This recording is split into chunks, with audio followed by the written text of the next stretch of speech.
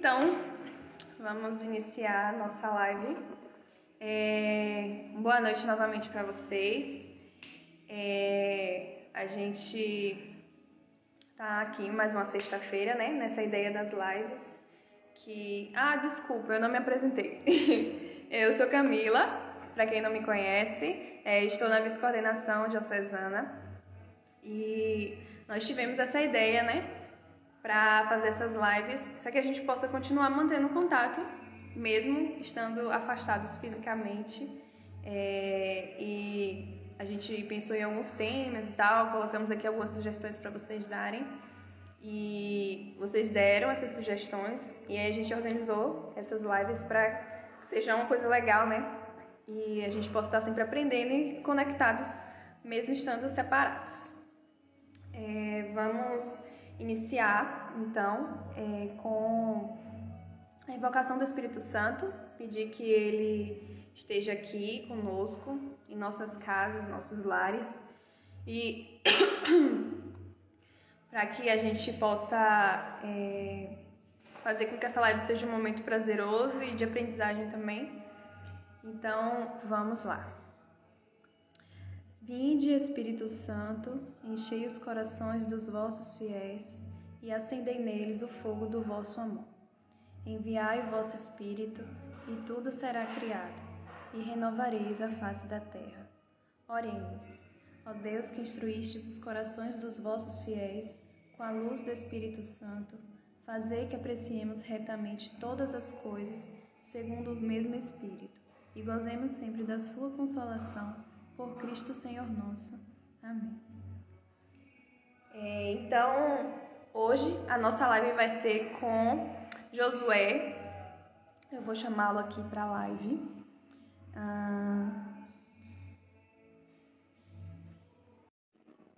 Deixa eu ver se ele entra. E Josué, para quem não conhece, ele é assessor diocesano da PJ. Opa. Josu, Oi. tá virado o seu celular, tem que colocar na vertical. Tem que ficar assim. Isso. Tá bom. Pronto. Então, Josué é nosso assessor diocesano, nosso doutor, que a gente tem a sorte de tê-lo. Ele é professor da UESP, né, de filosofia, e ele, juntamente com o Instituto Jovem Paulista, que é o IPJ, produziu uma série chamada Deus na Pandemia, em que ela é composta por 5 capítulos, e hoje a gente vai discutir melhor sobre esses capítulos, o que é que vocês acharam. Espero que vocês tenham assistido, né? Então vamos lá. Pode se apresentar, dar saudações iniciais aí, Josu. Certo. Boa noite, todo mundo. Então, como Camila já falou, eu sou assessor da Pastoral de Juventude da Diocese de Ilhéus. Também faço parte da equipe de assessores da PJ do Regional Nordeste 3. E essa produção, Deus e a Pandemia, né, é uma produção do Instituto Paulista de Juventude. Então, eu queria aproveitar que nós estamos aqui na live, agradecer ao Fernando Diegues, que fez a edição do vídeo. Então, aquelas coisas que aparecem, aquelas gracinhas, não fui eu que fiz. Aquilo é culpa do Fernando. E para o vídeo ficar mais dinâmico, mais jovem, né? E a ideia nossa era de conversar um pouco sobre as visões de Deus. O que a gente pensa sobre Deus, como que é o nosso imaginário sobre Deus, né? Porque muitas vezes a gente pensar em termos da sociedade, quais são as imagens que estão por aí? Então a gente fica assim, pensando com as imagens que Deus sempre é representado, de camisola, de barba branca, é um papai do céu, né? E essa imagem que fica, né? Uma imagem infantil. Então, a gente, para entender, a gente tem que entrar um pouco no mistério, no aspecto mais místico da relação com Deus. E para isso, a gente precisa desconstruir, para usar essa palavra, certas imagens que muitas vezes a gente traz lá meio que inconsciente, né? E a gente atribui coisas para Deus, né? E aí, se você for ver na internet, tá cheio de gente falando, isso aí é um castigo, que Deus está castigando. Então, a gente coloca na conta de Deus as nossas representações. E é isso que eu queria discutir. Então, a gente fez 5 episódios, cada um discutindo uma dessas imagens, né? E no final eu apresento a imagem que eu gosto mais, que é a imagem de Deus que se revela a partir de Jesus Cristo. Que eu acho que é a imagem da nossa fé, né? Nós somos de pastoral, a gente tem essa experiência de Jesus, né, que se revela na nossa caminhada, na nossa experiência de luta da juventude contra, né, esse ano estamos no enfrentamento contra a violência, da violência contra a mulher, né? Então, é um Deus que se revela, né, na vida, no cotidiano. Deixa eu ver aqui, a galera ainda não colocou nenhuma pergunta ainda não. Então, eu queria que você falasse um pouquinho sobre essa ideia, né, que muita gente vem nutrindo de como é que foi para você, quando foi que você amadureceu a sua fé, essa fé infantil que muitas pessoas continuam tendo ela ainda hoje, né? Sim. Como foi para você esse processo? Como aconteceu? Você se lembra Então, desse momento? são vários momentos, né, que eu sou uma pessoa velha já. Eu acho que na vida da gente, a gente vai tendo crises de fé. Então, as crises são boas, porque a gente pensa a palavra crise como um momento dramático, né? Ela é dramática, mas também ela serve para crescimento e para aprendizado. Então, o primeiro momento foi quando a gente começa a participar da luta, aí tem outros companheiros que são ateus, que são marxistas, né? Aí então tem um colega, ele perguntou para mim, Deus é uma ideia do homem ou o homem é uma ideia de Deus? E eu fiquei. E aí eu entrei meio que em parafuso com isso, né? Será que Deus é uma invenção da nossa cabeça? Então o homem criou Deus, inventou Deus. Essa é a ideia do. Vou ser chato aqui, um filósofo. Feuerbach, Ludwig Feuerbach. Ele fala que a gente pega tudo que existe de pequeno na gente e a gente joga no máximo. Então, perfeição. A gente é imperfeito, Deus é perfeito. A gente mente, Deus é verdade. Enfim, seria uma construção da nossa própria cabeça. Essa visão me deixou um pouco em parafuso. Tá? E aí quem me ajudou foi as experiências dentro da Pastoral de Juventude. Né? Então a gente tinha a assessoria do Carlos Strabelli, que era o meu assessor padre, né? Que já está na Companhia de Deus Pai, e Jung Mossung também era assessor, e aí eles me ajudaram, falaram, olha, você ficar teorizando, você não vai entender quem é Deus, você tem que entender a experiência do povo de Deus na história. E eu falei, e como é que é isso? Aí eu falei, bom, aí é a Bíblia, você tem que ter um entendimento da Bíblia. Eu falei, bom, mas eu já li a Bíblia todinha, que eu tinha uma experiência também, eu fui evangélico, antes de ser católico. Eu falei, eu já li tudo, isso não, para mim não revelou nada. E aí falou, bom, aí que você tem que ver como é que se lê. Aí que a gente começa a perceber a beleza do texto bíblico. Porque se você for ler a Bíblia como quem lê uma lista telefônica, não tem graça nenhuma. Tem livros que são muito chatos até de ler. Mas você pegar e entender a experiência das pessoas, né? A experiência que eles fazem de Deus, por exemplo, você tem o profeta Elias, que é muito lindo a experiência dele, né? As próprias outros profetas, o próprio Jesus, São Paulo. Então, aí que você vai entendendo o mistério, né? Ou seja, a ideia da revelação. Um Deus que se revela, se mostra para a gente. Um Deus que ele se acerca das pessoas. Ele se aproxima de você. E aí ele se aproxima e você vai percebendo o mistério de Deus na sua vida, né? Então você começa a ver Deus nas pessoas. Tem uma experiência na comunidade que tinha uma senhora e ela tinha um problema, deficiência na perna, no pé e tal. E a função dela na comunidade era levar a comunhão para os doentes. Ela ia de casa em casa. É uma pessoa que tinha dificuldade para andar.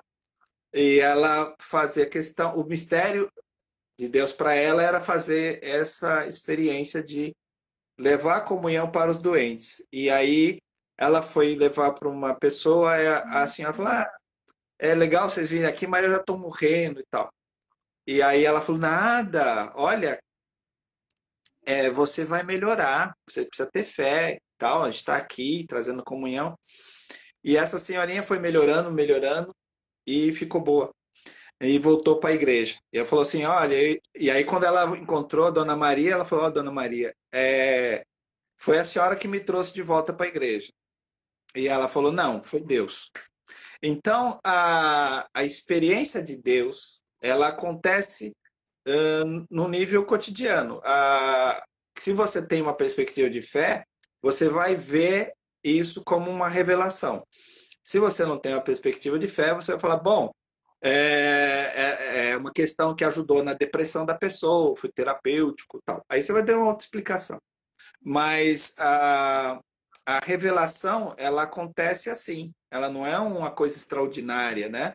E eu acho que é bonito isso, a gente perceber o lado humano dessa experiência, né? Como que nós, seres humanos, nos acercamos de Deus, né? E Deus tem essa coisa, ele é livre também. Ele não cabe em rótulos, ele não cabe em clichê. Ninguém é dono, né? Ninguém é proprietário. Não existem feijões mágicos e tal. Deus, ele se acerca ou se afasta da liberdade dele também. Uma infinita liberdade de Deus, que nós querer controlar Deus é a grande tentação. Da mesma maneira que a gente tem essa experiência na vida amorosa. Você começa a se apaixonar por uma pessoa, você quer controlar ela. Você quer controlar o que ela pensa, o que ela come, o que ela veste. E amar não tem nada a ver com isso. Amar tem que deixar livre, né?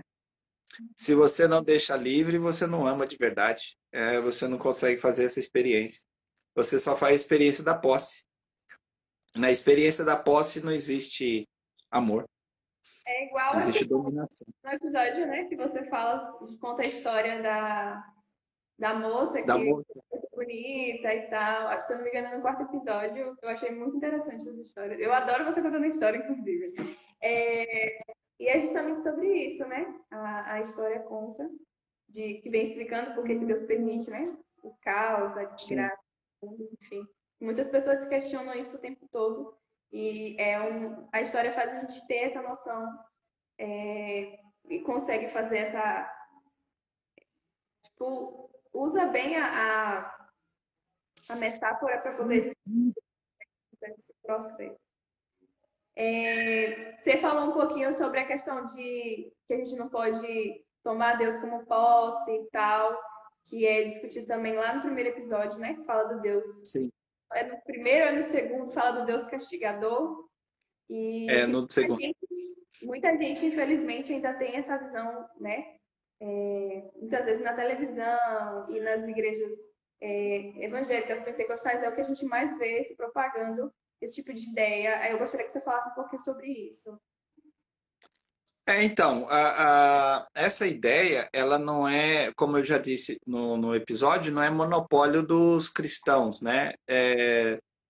Entre os judeus, na época de Jesus, tinha gente que pensava assim, né? Então, a beleza, por exemplo, que eu falo do livro de Jó, é justamente essa, que ele vai questionar essa visão. Mas era uma visão muito comum. E é uma visão que muita gente tem. Se a minha vida está indo bem, é porque Deus está me favorecendo, né? Então, você vê a pessoa com adesivo no carro, Deus me deu.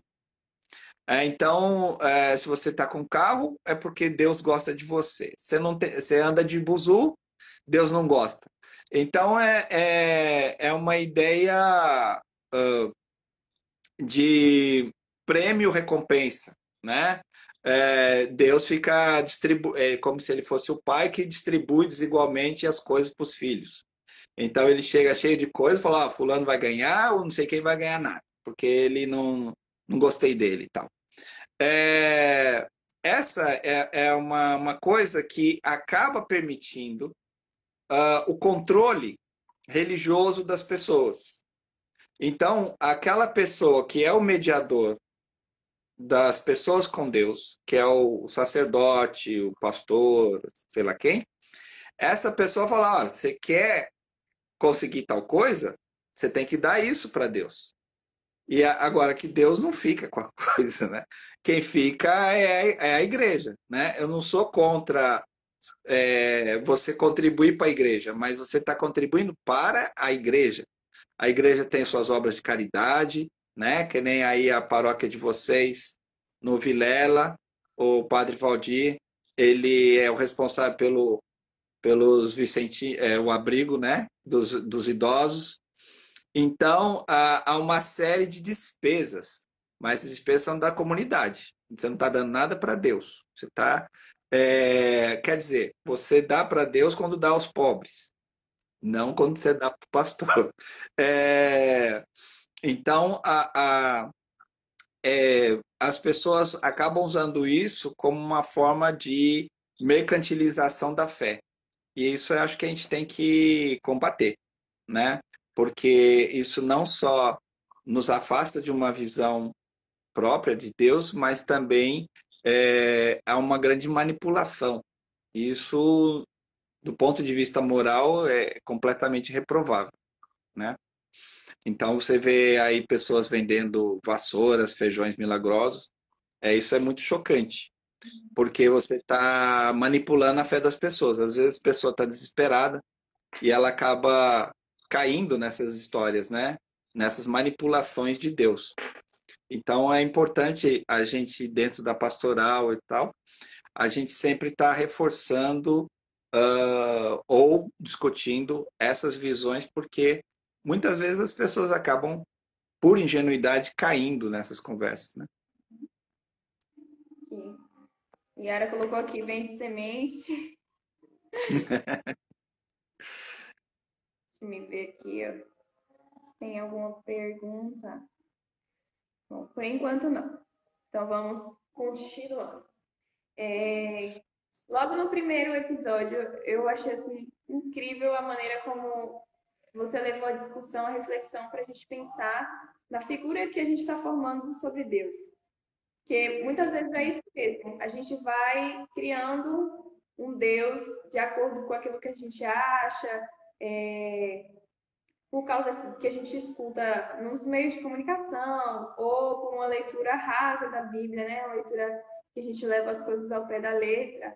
E poder vê-lo tirando isso, sabe? Da gente pensar que Deus é esse que eu estou formando na minha cabeça. Eu achei assim fantástico a reflexão. Aí eu gostaria que você falasse um pouquinho sobre essa partezinha aí da série.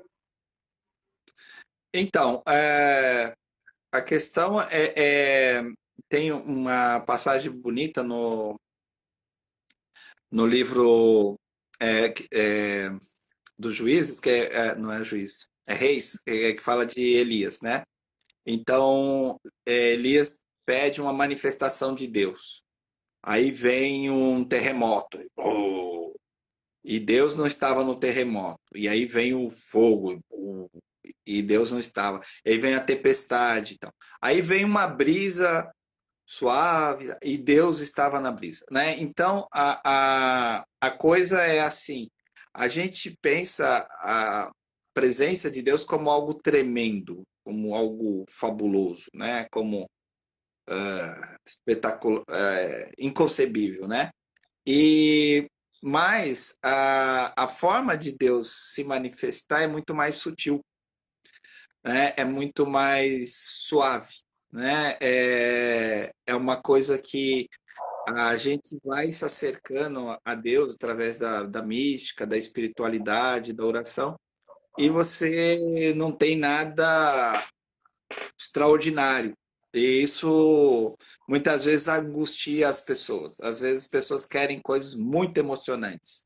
Elas querem gritar, correr, elas querem muito barulho, a comunidade toda gritando, falando coisas que não entende. Mas isso é uma angústia. É uma angústia de você não conseguir ter uma tranquilidade na sua fé, né? Muitas vezes quando as pessoas elas querem experiências extraordinárias é porque justamente ela está muito insegura com o que ela acredita.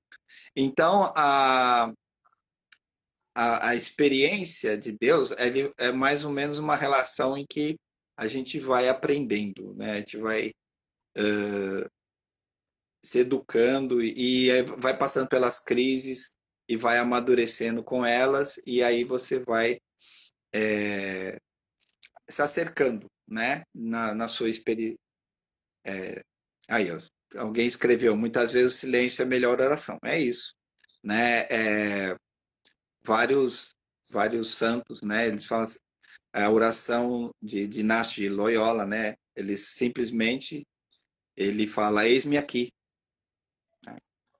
Então, muitas vezes a coisa ela é uma experiência muito pessoal, muito mística, né? E que a gente tem que ter a, como se diz, um pouco a paciência com Deus, né? Porque às vezes a gente fica esperando muita coisa e elas não acontecem, e aí é próprio do ser humano se queixar, né? Não sei se vocês já viram um filme que é sobre a vida da nossa santa aqui da Bahia, né? A Irmã Dulce, e ela fica brava, fala, e agora? Tá faltando dinheiro, como é que eu vou fazer, meu Santo Antônio? E não sei o quê. E ela fica discutindo com o santo, né? E é muito interessante as pessoas pensarem, bom, isso é jeito de rezar para o santo, né? E ela fica falando das suas aflições, das suas angústias, do que não está dando certo e tal, e cobrando, né? Então, cada um vai descobrindo um pouco a sua intimidade com Deus, né? Como é que você pode se tornar íntimo de Deus e ao mesmo tempo em que Deus, né? Ele é um Deus oculto, é um Deus que vai se revelando, nunca aparece assim na sua frente, tchuf, né? Se fosse assim era fácil. Então, aí a gente estava falando aí sobre oração, né, e tal, que a melhor oração é aquela feita de silêncio, desse Deus oculto. E você falou sobre o Deus que ele é reencarnado na história. Então, eu Sim. gostaria que você explicasse melhor para a galera o que seria isso. E fazendo essa ponte, né, de oração, que não é somente a gente esperar, orar, botar o joelho no chão, esperar que as coisas vão cair do céu, porque a palavra oração em si já tem o significado, né? Orar mais ação. Então, pegando o gancho aí, explica pra gente, por favor, sobre esse Deus reencarnado na história. Oi, Wallace, tudo bem? É... Então, a questão é assim, Deus, né, segundo a nossa fé, Deus não é indiferente ao sofrimento humano. Ele não é indiferente a nossas condições, né? Então, esse Deus, ele sofre com o sofrimento humano também, né? Então, a gente tem uma imagem grega, né, de Deus, de Aristóteles, que ele diz que Deus ele só pensa em si mesmo. A única coisa que Deus faz é ficar a eternidade toda pensando sobre si. Bom, o Deus que aparece na revelação não é assim. Ele é um Deus que está preocupado com a gente.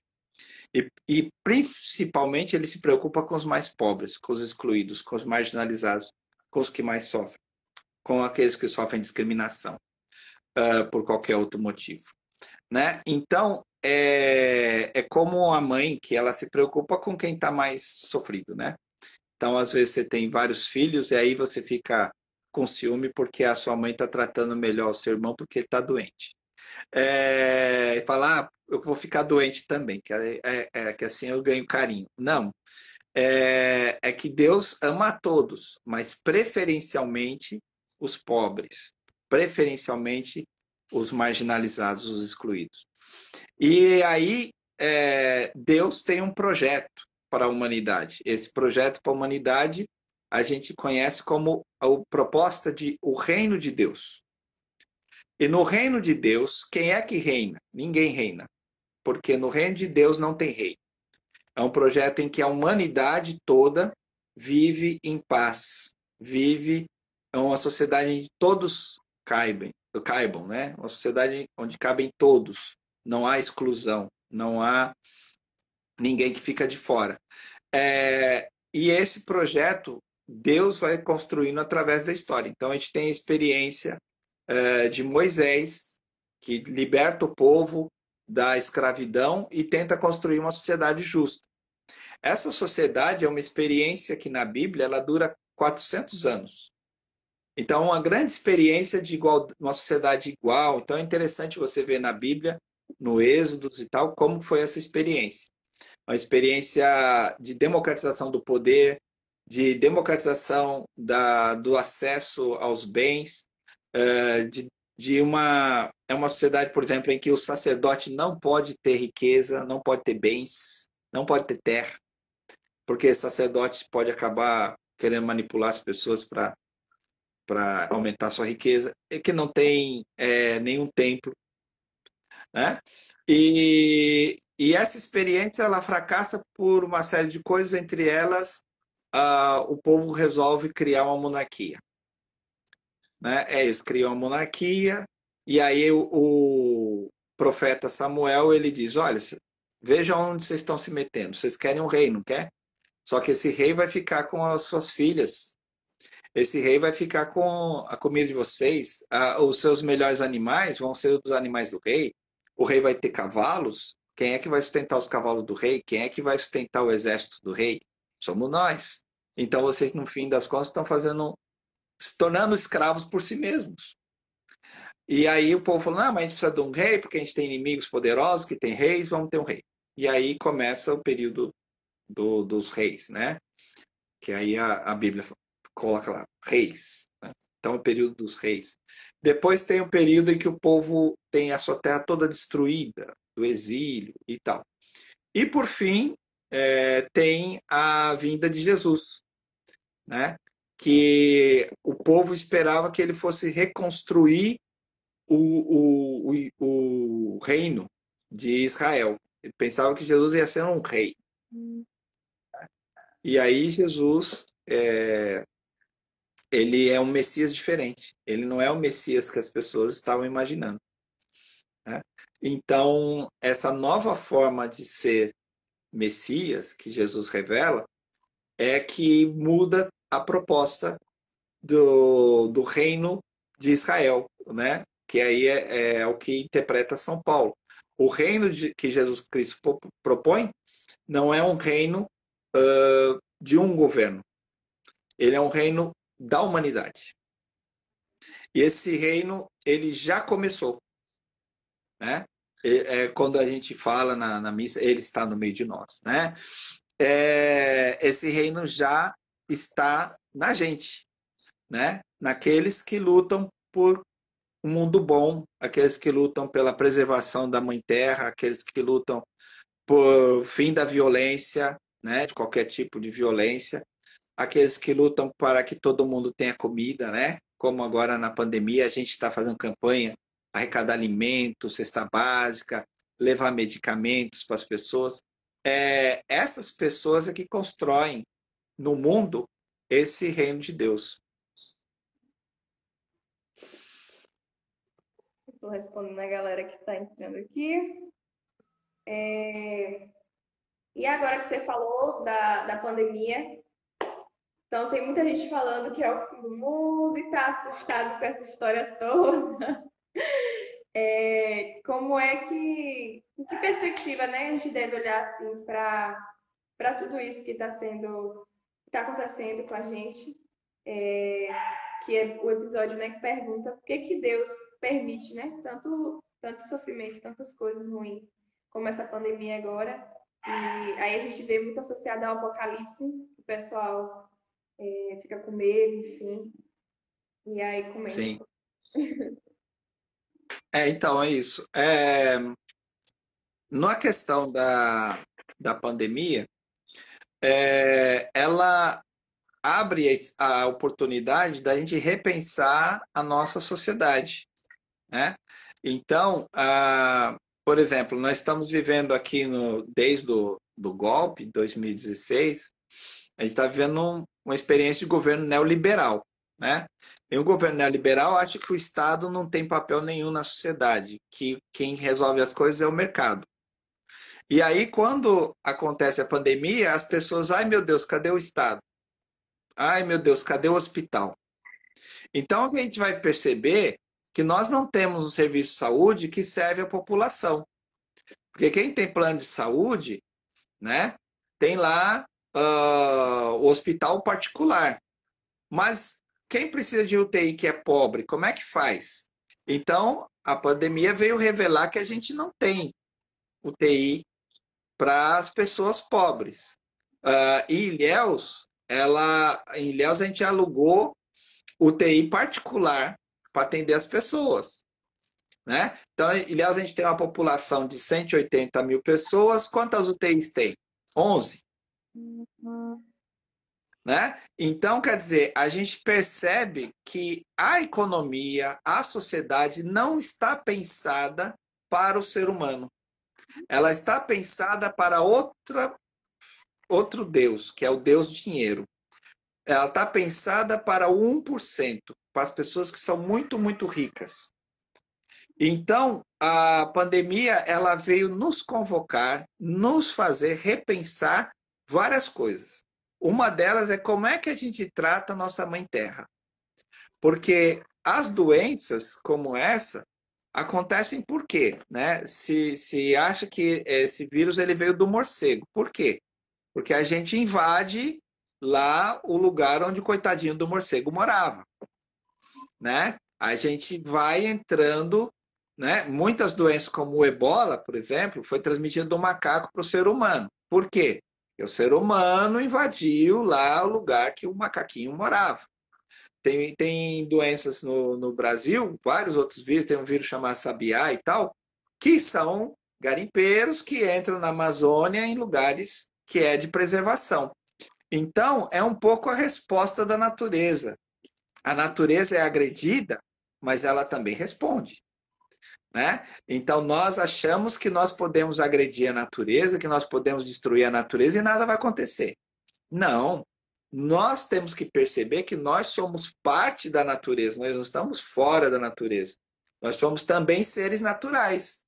E como seres naturais, a gente adoece, a gente pega infecção, né? A gente toma remédio e tal. Então, a gente tem que mudar a nossa concepção de achar que a natureza é uma coisa para explorar, né?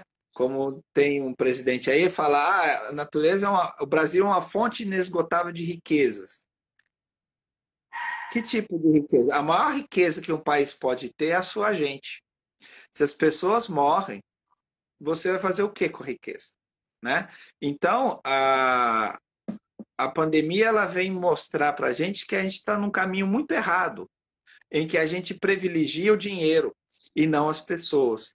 E aí abre uma oportunidade para a gente construir uma sociedade, um modelo de sociedade mais próximo daquilo que o nosso Papa convidou a gente a refletir, a economia de Francisco, né? A economia de Francisco é o que é? É a gente pensar uma economia em que o centro da vida econômica é a pessoa, é o ser humano. Então, se o centro da preocupação econômica é a pessoa, a gente não pode fazer uma dicotomia, a saúde né? A vida ou a economia? Não. A economia existe para quê? Para a vida. Né? Como disse Jesus Cristo, o sábado foi feito para as pessoas, não as pessoas para o sábado. A gente pode dizer, o dinheiro foi feito para as pessoas, não as pessoas para o dinheiro. Né? Então a gente não deve viver para o dinheiro. O dinheiro é que deve ser para a gente viver. Então, nesse momento, a gente não está podendo trabalhar. Como é que faz? O governo pega o dinheiro e distribui. Aí o governo, ele se sente muito mal distribuindo dinheiro. Aí ele parou de distribuir. Criou aquelas filas horrorosas, né, na caixa. E agora parou. Era 3 mensalidades, o pessoal recebeu uma, cadê as outras? Por quê? Porque na mentalidade do governo, as pessoas têm que se contaminar, têm que morrer, porque a economia, quer dizer, os capitalistas, né, os empresários, né, eles não podem ficar sem o lucro deles. Ora, o que é principal? É o lucro ou é a vida? É isso que a pandemia nos coloca. E tem gente que é tão fetichista que fala, não, gente, quem tem que viver é o lucro. Não, gente, não é nada disso. Você não precisa de lucro para viver. Você precisa de condições que satisfaçam suas necessidades básicas, mas você não precisa ter um iate. Você não precisa. Você precisa ter pessoas que te amam. É assim que a gente vive. Não é com se enchendo de dinheiro e ficando sozinho. Ou comprando as pessoas. A gente vive melhor quando a gente vive em comunhão, quando a gente vive em comunidade. Né? Então, a ideia de uma economia solidária, uma economia que coloca o ser humano no centro da economia, de toda a preocupação econômica. Ou seja, quanto da economia a gente tem que gastar com o hospital, quanto a gente tem que gastar com educação. Tudo isso é parte da ideia de um projeto de Deus para a sociedade. Né? Então, se a gente pensar que Jesus disse, eu vim para que todos tenham vida, e vida em abundância, então quer dizer todos e todas, não quer dizer 1%. Então, como a gente pode pensar a economia para que todos e todos tenham casa, todos e todas tenham trabalho, todos e todas tenham acesso aos bens da sociedade, à cultura, ao lazer, à educação, à saúde. Então, aí você coloca um projeto, que é um projeto que coloca o ser humano no centro, mas esse projeto que põe o ser humano no centro é também o projeto de Deus. É também o que Deus quer para nós. Né? Como disse Jesus, a gente não pode servir a Deus e ao dinheiro. Então, servir a Deus não quer dizer que você vai ficar na igreja rezando, não. Servir a Deus é servir ao próximo. Servir a Deus é como a gente faz, né? A gente está do lado dos oprimidos, na luta, por melhores condições de vida para todos, né? Então, o que você falou, né, Camila, que a oração é importante, mas, como disse São Tiago, mostre a sua fé sem as obras, que eu mostro a minha fé pelas minhas obras. Então, quais seriam essas obras? São as obras do amor. As obras que a gente se torna mais humano, a gente se torna mais divino também. As obras em que a gente se abre o coração para aquelas pessoas que estão marginalizadas. E às vezes as pessoas até surpreendem. Você vai, uma pessoa de rua, e você entrega para ela comida, ela fica assim, né? Porque ela se tornou visível. A gente muitas vezes anda na rua e a gente não enxerga as pessoas. Às vezes a pessoa está lá,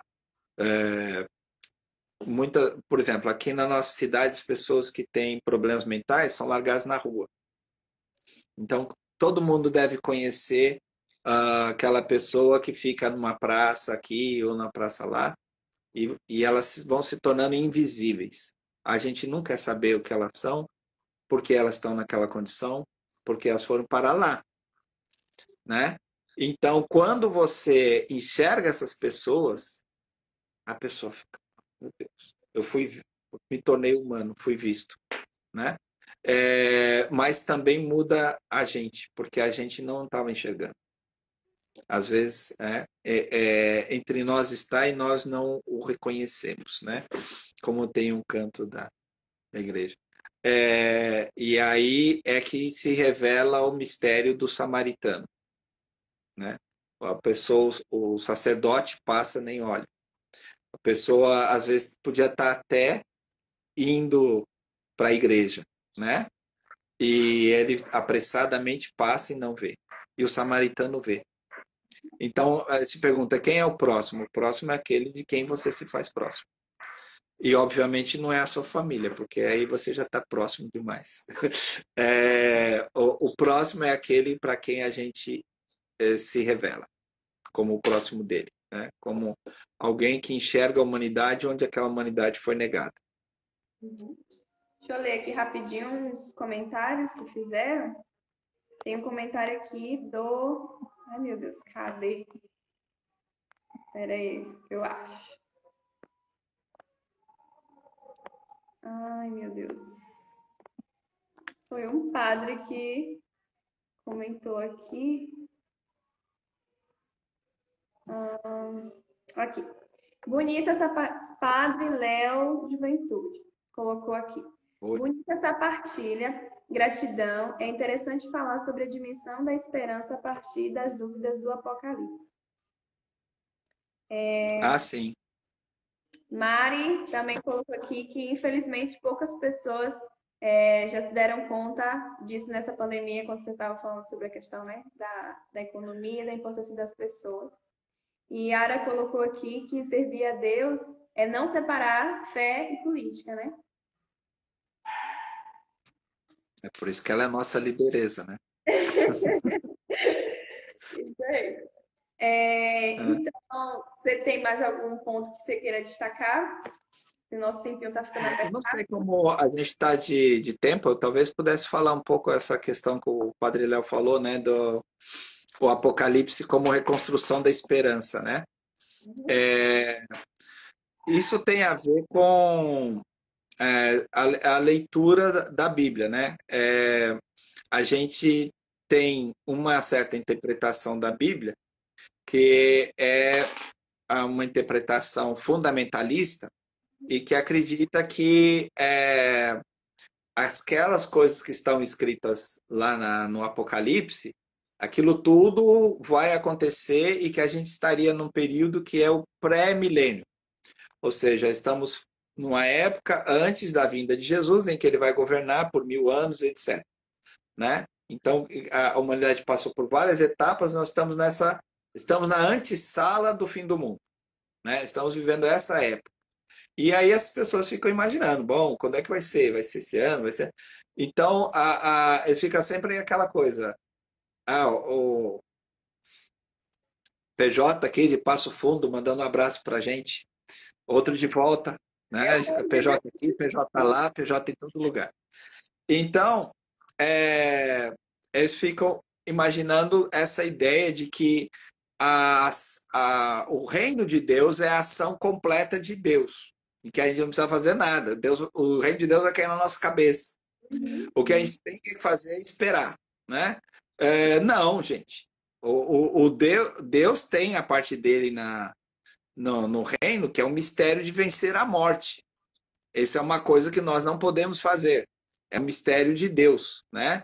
Deus pode vencer a morte. Nós não podemos. Mas nós podemos lutar contra as armas da morte. As armas da morte são a exclusão, a discriminação, aquela pessoa que chega na comunidade e você fala, aqui você não pode entrar porque você é isso, você é aquilo. Essas são as armas da morte que está ao nosso alcance a gente lutar. As armas da morte são aquelas que criam desemprego, que criam fome, que criam guerra, que quer ver a sociedade sempre em conflito, né? Aquelas pessoas que usam a política como uma forma de violência. Então, isso tudo a gente pode lutar. Isso é o que disse São Paulo, que nossa luta não é contra as potestades, ou quem está no governo. A nossa luta é contra os poderes do mal. Né?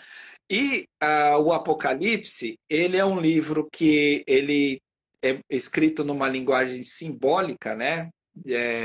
E você precisa ter um curso inteiro, talvez aí uma série, o PJ faça uma série sobre o Apocalipse. E essas imagens que ele usa, elas são imagens que demandam toda uma interpretação, mas a ideia básica do Apocalipse é que o ídolo tem pés de barro.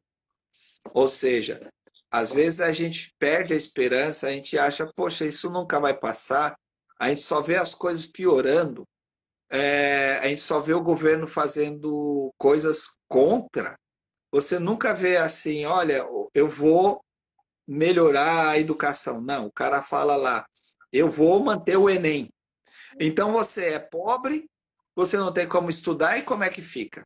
Favorece o rico, né? O rico tem a casa dele, ele está assistindo um vídeo aula, e bababá, para ele é ótimo. Mas o pobre que se lasca. Então, quer dizer, você só vê um governo que faz maldade. Nunca você vê uma coisa assim, o governo fala, olha, eu vou dar uma ajuda para a população, vou facilitar para ninguém ficar na fila. Nunca. E ele também não se comove. A gente tem milhares de mortes então, às vezes a esperança da gente fica abalada. A gente fica perdendo a esperança. E o Império Romano era um império tão poderoso, tão opressor, né? Um império que crucificava os cristãos, mandava para a arena para ser comido pelas feras, fazia coisas atrozes.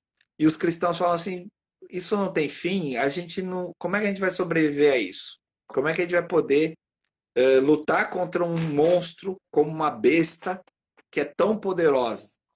E aí o Apocalipse ensina como que você deve lutar, como você pode resistir através do seu testemunho, através da sua resistência, através da persistência em desmascarar as bestas, desmascarar aquilo que é o anticristo. Por que é o anticristo? Porque é o avesso de Cristo. Como eu já disse uma vez, se a pessoa falasse assim, olha, eu sou o Satanás, eu vim trazer o inferno, vote em mim. Ninguém ia votar, né? Então a pessoa fala o quê? Ela fala que ela está com Deus, Deus acima de todos, e o povo vota. Então o anticristo, ele é anticristo porque ele imita Cristo, mas ele é falso. E aí mostrar a falsidade do projeto do Império Romano, que é um projeto de poder, é um projeto de poder como violência, é um projeto de poder que é excludente, que é opressor. Então, denunciar isso foi a tarefa dos cristãos. E esses cristãos, né, os nossos primeiros cristãos, lá, as primeiras comunidades, eles venceram? Venceram. Por quê? Porque o Império Romano foi derrotado, mas a Igreja Católica está aí, né? O cristianismo, em suas várias expressões, está aí. Então, Cristo venceu, né? Derrotou o Império. E se derrotamos o Império naquela época, quer dizer que a gente pode derrotar também. A gente pode derrotar esses pessoas que se acham imperadores, que querem mandar, que querem criar ditadura, que querem tomar o poder na violência. A gente pode derrotar essa gente aí.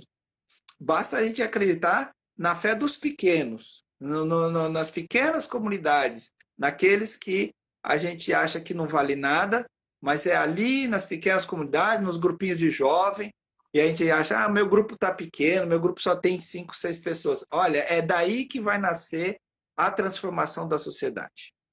Né? É aí que está a nossa fé. Porque a gente, num pequeno grupo, partilhando, refletindo, fazendo as nossas ações na comunidade, vai mudando a cabeça das pessoas. Aí você muda 1, muda 2, muda 10, de repente você vai mudando a concepção da sociedade, vai criando novas políticas a serviço da população, políticas públicas, não políticas privadas. Então, o nosso tempo já está estourando quase. Então, eu gostaria de pedir para que você deixe uma mensagem final, que a gente possa finalizar a nossa live antes que eu dê o resultado do sorteio. Tá bom. Eu queria agradecer, né, a sua mediação. Parabéns, você conduziu muito bem a nossa conversa. Acredito que todo mundo está assistindo também percebeu isso. E veio uma pergunta aí, mas eu não passo rápido. Uma pergunta, Josué, o que você acha que acontecerá com a humanidade? Quais os caminhos você acha que seguiremos enquanto sociedade? Bom, nós como cristãos, nós acreditamos na esperança, né? A gente acredita numa humanidade renovada a partir dessa pandemia. O mito neoliberal caiu, né? Essa ideia de que você deve deixar o Estado de lado, deve só pensar no mercado, faliu. A gente viu que o mercado não resolve nada e que se não tiver Estado, se não tiver educação, não tiver saúde, nada funciona, né? Então, se não tiver formas de criar emprego, por exemplo, a gente... Por que o Brasil não produz nem respirador, gente? Isso é um absurdo. Então, esse mito faliu. Quem souber ler isso, vai entender isso, e já nas próximas eleições eu acho que a gente já vai ter mudança. A esperança nossa é essa. Então eu queria agradecer todo mundo que participou, que partilhou aqui, que nos assistiu. Agradecer novamente a Camila, né, o pessoal que também da coordenação, né, da nossa Pastoral de Juventude, e que vocês permaneçam firmes na sua fé e façam lives aí com o seu grupo também, mantenham atividades, conversem. É importante a gente se encontrar, a gente se ver, manter-se alegre durante esse período, né? Manter a nossa moral alta, né? A nossa alegria, porque vai passar e aí todos nós vamos poder nos abraçar e continuar a nossa luta e construir o reino todos juntos. Tá bom? Obrigado. Então, para finalizar, eu gostaria agora de agradecer, né, o seu sim para participar dessa live, que foi uma ideia nossa. E aí a gente pensou logo, uma das lives você de José. E você prontamente se dispôs a isso. Muito obrigada. Agradeço também a galera do IPJ, né? Que entrou em contato para que a gente pudesse fazer essa parceria nas lives. E também, né, pela produção da série, que foi algo que não foi feito não só por ti, nem por eles, mas foi algo em conjunto. Sim. Eu agora vou... Deixa eu ver aqui. Tenho aqui, gente, foi feito um quiz, né, nos nossos stories sobre a série. Foram 9 perguntas em que a gente deixou para as pessoas responderem de múltipla escolha. E aí 2 pessoas responderam o mesmo número de questões, que acertaram 8 questões. Então, eu escrevi o nome aqui nos papeizinhos dessas pessoas. Eu vou embaralhar. Essas pessoas foram Cíntia e Karina. E eu vou embaralhar aqui para a gente ver quem vai ficar com a blusa. Eu vou pegar um papel aqui. Vou pegar e abrir para vocês verem aqui. Karina, não sei se vocês conseguem ler. Agora dá. Karina ganhou uma blusa da Parabéns, Karina. participar do quiz. Então, eu vou deixar essa live salva para a galera que está aí. Salva a live, vai ficar salva aí nos stories. E mais uma vez, obrigada.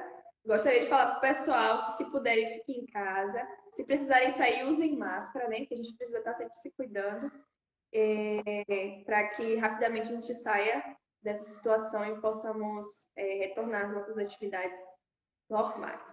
Deixa eu ver se estou esquecendo alguma coisa. Acho que não.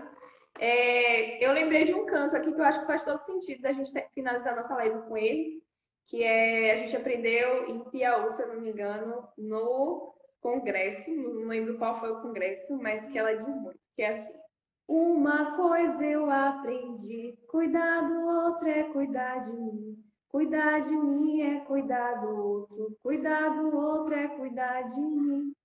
E aí eu acho que esse canto diz muito, né? Nesse momento agora. A gente precisa se cuidar para que a gente possa estar cuidando dos outros. E assim a gente consiga sair dessa situação. Muito obrigada a vocês por estar aqui participando, mandando mensagem. Obrigada, Josué. Tchau, tchau, galera. Até a próxima live que vai ser semana que vem, aqui às 18 horas. Um beijo.